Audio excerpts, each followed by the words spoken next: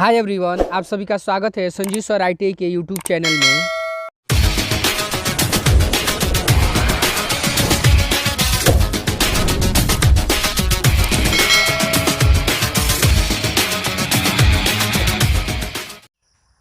Hi everyone, आप सभी का स्वागत है संजीव सर ITI के यूट्यूब चैनल में। आज का क्लास है। आज की क्लास में हम लोग कवर करेंगे हाउ टू ड्रॉ एपिसाइक्लोइड। यहाँ पे पॉइंट भी दिख रहा होगा। इन एपिसाइक्लोइड कैसे ड्रॉ करते हैं, तो इसके बारे में हम लोग स्टेप बाय स्टेप सीखेंगे। एपिसाइक्लोइड होता कैसा है जी? तो एपिसाइक्लोइड कर्व इसी को कहते हैं। दिख रहा है ना कैसे इसका कंस्ट्रक्शन सभी काम किए हैं।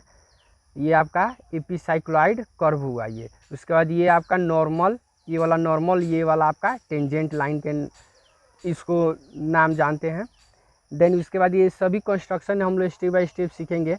अगर इसके पिछले क्लास में आप लोगों ने साइक्लोइड, हाइपोसाइक्लोइड ये सब क्लास नहीं देखे, इसका वीडियो नहीं देखे, तो जाइए चैनल पे विजिट कीजिए। वहाँ पे step by step her topic का अलग अलग वीडियो वहाँ पे अवेलेबल है, तो जाके सीखिए।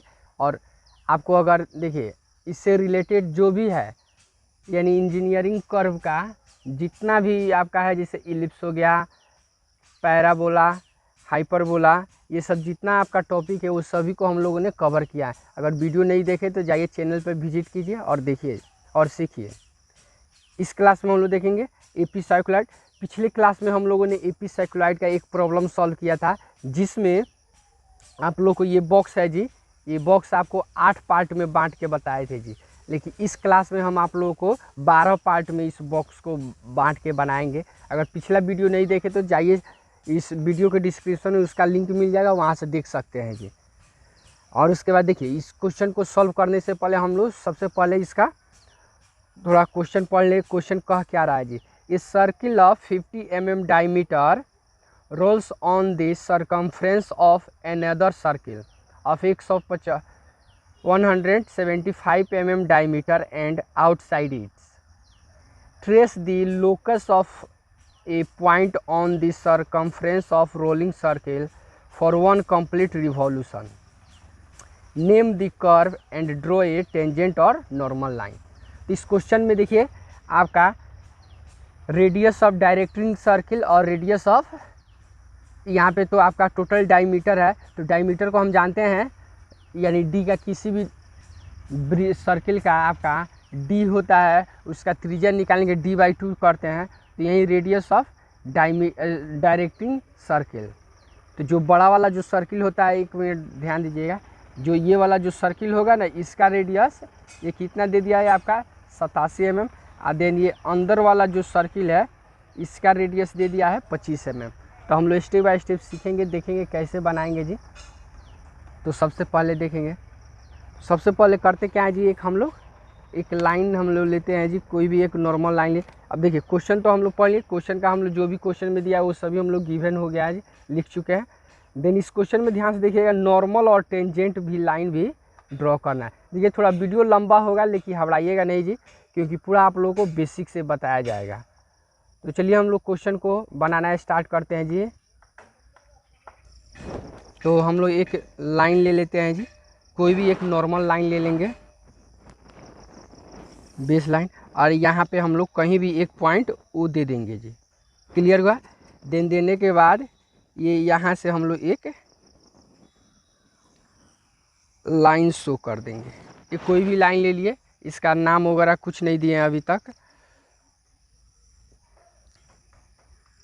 इसको आगे की तरफ ले लेंगे। अब देखिएगा, ये आप लोगों को बताएं जी, रेडियस ऑफ डायरेक्टिंग सर्किल, ये जो आपका ये वाला जो सर्किल है ना, ये वृत्त का सर्किल का ये क्या है, छोटा है, इसी को डायरेक्टिंग सर्किल कहते हैं, और ये आपका जनरेटिंग सर्किल के नाम से इसको जाना जाता है। क्लियर है? तो हम इसका यहाँ से लेके यहाँ तक का लेंथ कितना, ये 87.5 mm है। तो हम लोग 87.5 mm का हम लोग यहाँ पे मार्किंग कर लेंगे जी। देन मार्किंग करने के बाद ये तो हमारा हो गया किसका जी, डायरेक्टिंग, ये सर्किल हो गया। देन उसके बाद आपका जनरेटिंग सर्किल बोल रहा है जी, तो जनरेटिंग सर्किल का कितना है जी, तो 25। तो उसके बाद से हम लोग यहाँ से 25 पे मार्किंग कर लेते हैं जी। क्लियर हुआ? अब देखिए ये ओ हो गया, ये हमारा पॉइंट पी हो गया जी।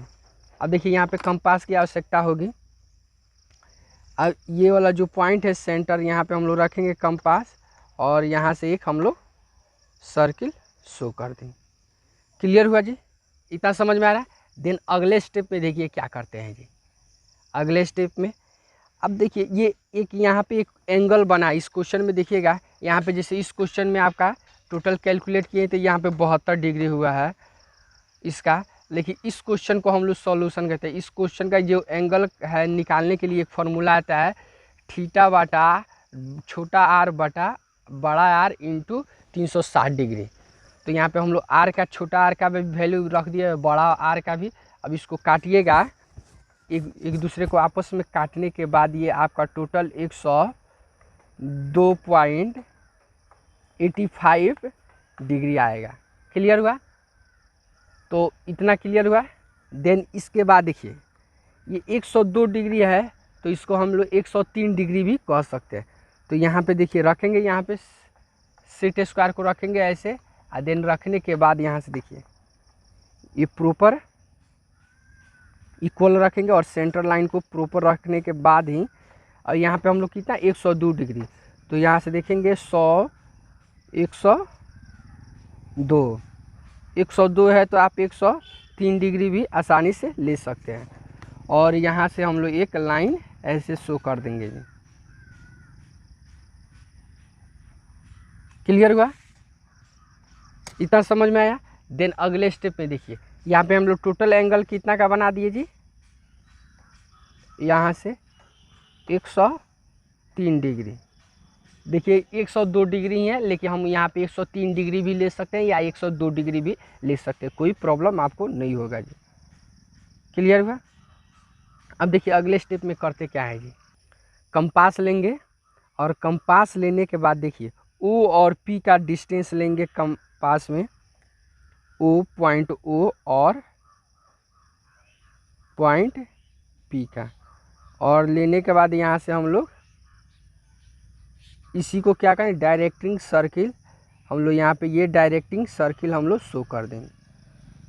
क्लियर हुआ? ये डायरेक्टिंग सर्किल। उसका देखिए इतना तो क्लियर हुआ। देन अगले स्टेप में देखिए ये सर्किल है, आप लोगों को बताए थे जी पिछले क्लास में, हम बताए जी 8 भाग या 12 भाग में बांटा जाता है। बस यही है, एपी साइक्लॉइड बनाने के लिए ये क्या 8 भाग या 12 भाग में बांटेंगे। तो पिछले क्लास में हम लोगों ने 8 भाग में बांट के सीखे थे जी, इस क्लास में हम लोग 12 भाग में बांटेंगे। क्लियर हो रहा है? तो हम जानते हैं ये सर्किल के बीच कितना टोटल कितना डिग्री का एंगल बनता है, 360 डिग्री को। तो 12 तिया 36 हुआ जी, यानी 360 में और कितना भाग में बांटना है, 12 भाग में। तो प्रत्येक एंगल कितना डिग्री का आएगा जी, 30 डिग्री का आएगा। तो यहाँ पे ये सेंटर पर रखिए और देन रखने के बाद यहाँ पे हम लोग मार्किंग कर लेंगे यहाँ से 30 दूना 60, 30 तिहाई 90, 30 चौके 120 और 30 पच्चे 150। इस तरह हम लोग मार्किंग कर लिए। देन मार्किंग करने के बाद यहाँ से स्केल की सहायता से इस सेंटर पॉइंट को और ये जो मार्किंग किए उसको एक दूसरे को एक सीक में रख के यहाँ से ये सर्किल के अंदर ही बांटेंगे। बाहर वाले की आवश्यकता नहीं है, यहाँ पे हम लोग गलती से कर चुके हैं जी, तो लेकिन ऐसा नहीं करना है जी। सेम प्रोसेस यहाँ भी वही कार्य करेंगे। यहाँ से इन दोनों सेंटर पॉइंट को ये जो मार्किंग की है एक दूसरे को सीक में रख के और यहाँ से हम करेंगे सेम प्रोसेस। ये यहाँ पर भी वही क्रिया करेंगे। इन दोनों पॉइंट देख रहे हैं ना जी, एक साइड में हम लोग मार्किंग किए तो दूसरा साइड भी ऑलरेडी इधर का भी हमारा 100% रेडी होते जा रहा है जी। ये हम एक्स्ट्रा लाइन ले लिए हैं जी, इसकी कोई आवश्यकता नहीं है। देन सेम प्रोसेस यहाँ पे भी सेंटर लाइन और जो ये मार्किंग पॉइंट है एक दूसरे को, लेकिन लाइन की आवश्यकता कितना है जी, सर्किल के अंदर ही है। सेम प्रोसेस यहाँ पे भी वही कार्य करेंगे। तो इतना आपका क्या हुआ, फाइनल क्लियर हुआ। अब देखेंगे ये जब इतना हम लोग कितना 12 पार्ट में बांट दिए, तो 12 पार्ट में बांटने के बाद हम सबको नामांकित कर दें। ये आपका 1 हो गया, ये 2, 3 4 ये 5 और देखिए जो ये एक्स्ट्रा लाइन गया है जी इसको हम लोग इरेज कर देते हैं। तो हमारा 1 से लेके 12 तक हम देखिए 12 पार्ट में बांटे इस सर्किल को और 12वें पार्ट में क्या किए 12वें नामांकित कर चुके हैं। देन करने के बाद फिर हम कंपास लेंगे और सभी पॉइंट को एक दूसरे से क्या करेंगे, ये इस तरह का ये जो कर्व जो मूव किए हैं ना जी, अब देखिए ये ओ से लेकर अब कहाँ तक दूरी रखेंगे जी, ओ से लेके 1 तक। जिस तरह ओ से लेके पी तक हम लोग खींचे थे और ओ से लेके 1 का दूरी कंपास में भरिए और यहाँ से हम लोग इस लाइन को ऐसे गुजारते हुए ये वाला ऐसे शो कर देंगे। क्लियर है। उसी तरह सबको बारी बारी रख के 2 पे 3 4 5 6 7 इस तरह करके हम लोग सभी लाइन को ऐसे शो कर देंगे। तो देख रहे हैं सभी पॉइंट से 2 से ले गए तो 10 से होते हुए गुजरा, 1 से ले गए तो 11 से, फिर आपका 3 को ले गए हैं तो 9 से होते हुए गुजरा। अब देखिए 5 को ले जाएंगे तो 7 से होते हुए गुजरा और 6 आपका एक फ्री क्या होगा जी, तो अब ले लेंगे हम 5 से जी।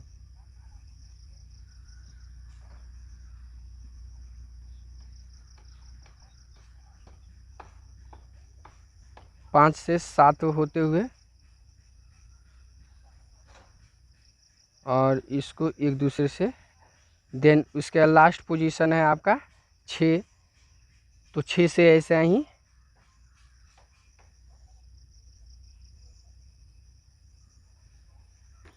तो सभी पॉइंट से क्या किए जी, यहाँ पे ध्यान से देखिए सभी पॉइंट को हम लोग प्रॉपर यहाँ से हम लोग ग्राफ शो कर दिए।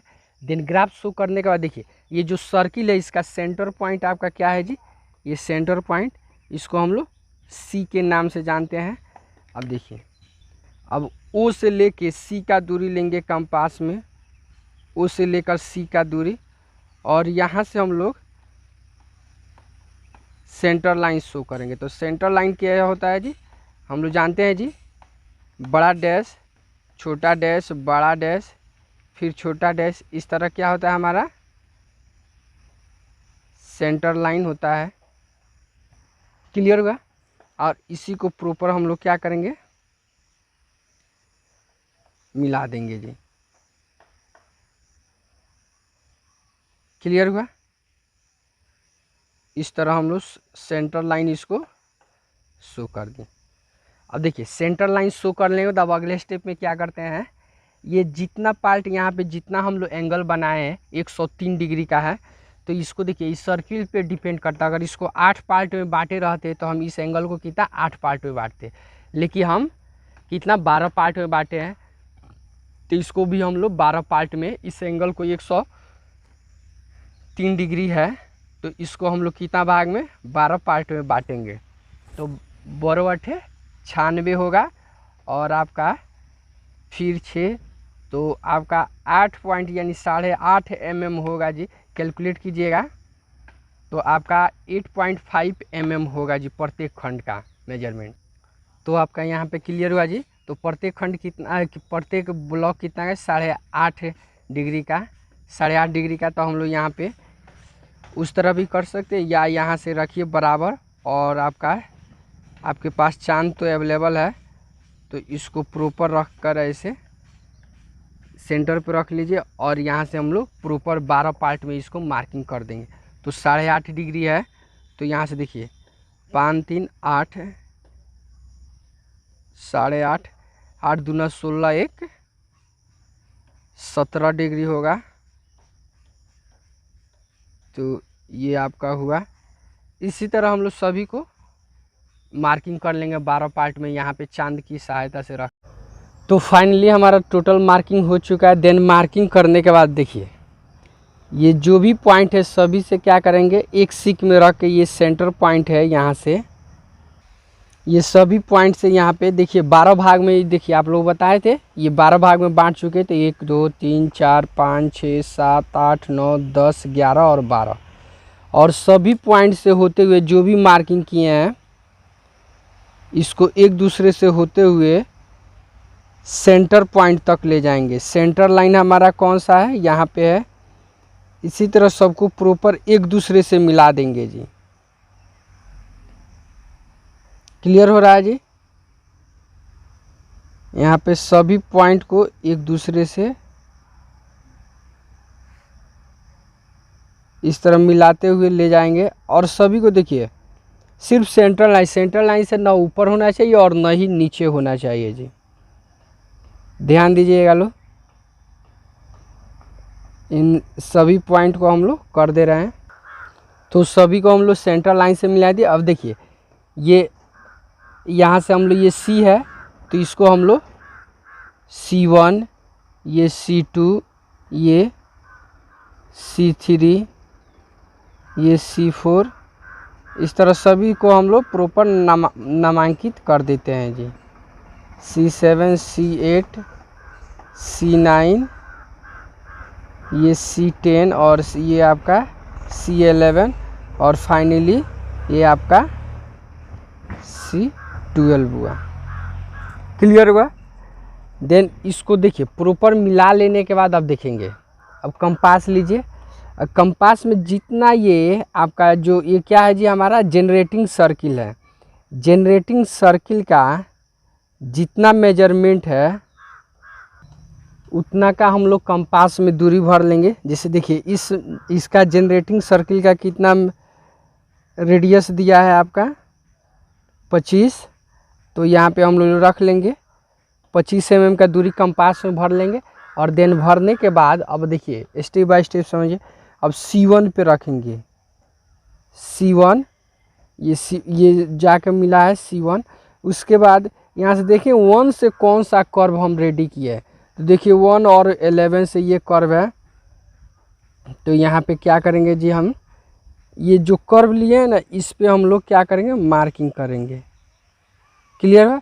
उसी तरह C2 पे रखेंगे और 2 वाला कौन सा है, 2 से हम लोग ये कर्व जो ग्राफ शो किए हैं ये वाला पॉइंट है। उसके बाद C3 पे रखेंगे और C3 वाला कौन सा है, ये वाला पॉइंट है आपका C3। उसके बाद हमारा C4 और 4 वाला यहाँ से जो मार्किंग है, ये 4 वाला कौन सा लाइन है जी, ये वाला लाइन है। तो यहाँ पे हम लोग मार्किंग करें। देन C5, इस तरह सभी को हम लोग प्रॉपर मार्किंग करते जाएंगे जी। उसके बाद C6, उसके बाद C7, C7 से कौन सा है, ये वाला है। उसके बाद C8, तो C8 से देखेंगे ये वाला पॉइंट है। उसके बाद C9, C9 से देखिएगा ये 3 और 9 का ग्राफ हमारा यहाँ तक आ रहा है। इसके बाद C10, अब 10 वाला देखिएगा 2 और 10 का यहाँ से ये वाला ग्राफ है। उसके बाद C11, तो 1 और 11 का आपका दूरी यहाँ था जी ये। उसके बाद C12, ये आपका C और ये आपका C12 यहाँ तक प्रॉपर आ जाएगा। तो फाइनली क्या हुआ जी, हम सभी को क्या किए, मार्किंग कर लिए। देन मार्किंग करने के बाद देखिए ये जो भी हम लोग मार्किंग किए सबको हम लोग नामांकित कर देते हैं जी। ये वाला है आपका ये P से, तो ये P1, ये आपका P2, देन ये आपका P3, ये आपका P4, ये P5, उसी तरह ये आपका P6, यानी 0.1 2 3 4 5 6 करके इस तरह सबको हम लोग मार्किंग कर देंगे जी। 0.6 हुआ, ये 0.7, तो ये सभी हम लोग P1 P2 P3 P4 P5 P6 ये सभी को हम लोग पॉइंट हम लोग मार्किंग कर दिए यहाँ से। अब देखिए ये जो भी मार्किंग किए तो इसको फ्रेंच कर्व की सहायता से ये फ्रेंच कर्व लेंगे और हर पॉइंट को एक दूसरे से मिलाएंगे जी। यानी देखिए ये फ्रेंच कर्व है आपके पास तो उसकी सहायता से मिलेगा, अगर जिनके पास नहीं है तो सेट स्क्वायर में से है उसकी सहायता से भी मिला सकते हैं, या फ्री हैंड भी आप बिल्कुल मिला सकते हैं, कोई प्रॉब्लम नहीं है। सभी पॉइंट को एक दूसरे से मिलाते हुए चले जाएंगे जी। यहाँ से देखिए, तो ये वाला पॉइंट, उसके बाद ये आपका इन तीनों पॉइंट को आपस में ऐसे, सॉरी ये दोनों पॉइंट ही कवर होगा। तो देखिए इसको मिलाइए, यही हमारा क्या है, एपिसाइक्लॉइड कर्व है जी। ये जो हम निर्माण कर रहे हैं ये एपिसाइक्लॉइड कर्व, इसी को हम लोग कहते हैं जी। यहाँ से स्टेप बाय स्टेप ध्यान से रख के देखिए, सेट स्क्वायर को जो जब तक मूव इधर उधर कीजिए जब तक एक दूसरे पे बराबर में ना आए जी। नहीं तो कितने ऐसे हमारे स्टूडेंट्स हैं जो ऐसा ही रख के मिला देते हैं जी। क्लियर हुआ? देख रहे हैं ना कितना बारीकी से कीजिएगा। इसको जब एक दूसरे से अटैच करेंगे तो काफ़ी सावधानी रख के जी, कि इधर उधर होने पे क्या होता है, फिगर थोड़ा सा रफ दिखने लगता है। अब ये इन तीनों पॉइंट को आपस में ऐसे अटैच कर दें, बस होता गया हमारा। ये क्या हुआ जी, यही हमारा क्या हुआ जी, एपिसाइक्लॉइड कर्व बन के रेडी हो। देख रहे हैं ना, हर पॉइंट को एक दूसरे से क्या है जी, मिला हुआ है। देन अगले स्टेप में देखिए इस क्वेश्चन में और क्या कह रहा है जी।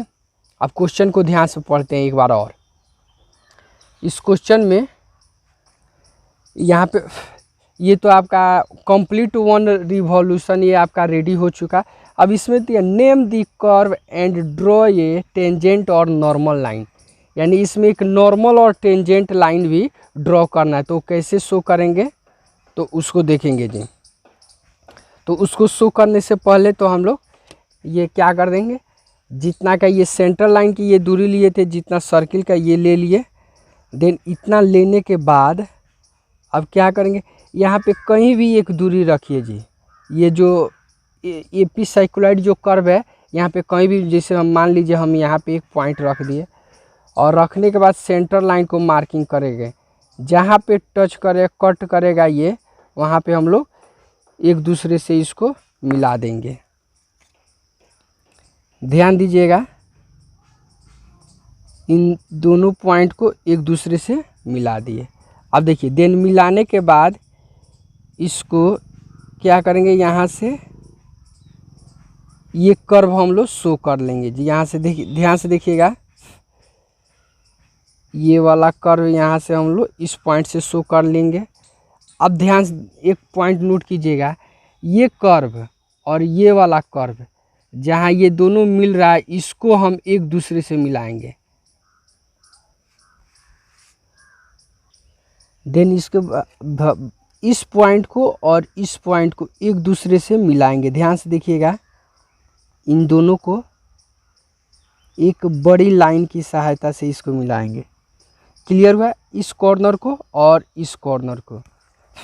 देन मिलाने के बाद यही हमारा ये क्या है जी, यही हमारा टेंजेंट, ये आपका सॉरी नॉर्मल लाइन के, तो ये आपका क्या हुआ जी, ये नॉर्मल लाइन हुआ। देन देखिएगा इसको हम लोग एन और ये वाला पॉइंट हमारा एन डैश, इसको हम लोग कहते हैं। देन उसके बाद ध्यान से देखेंगे, ये जो आपका सेट स्क्वायर है इसकी सहायता से हम क्या करेंगे, यहाँ पे 90 डिग्री का एंगल शो करेंगे। देखिएगा ये जो नॉर्मल लाइन है इसको एक सीक पे रख के और 90 डिग्री का एंगल शो करेंगे। और देन शो करने के बाद यहाँ से ध्यान से देखिए,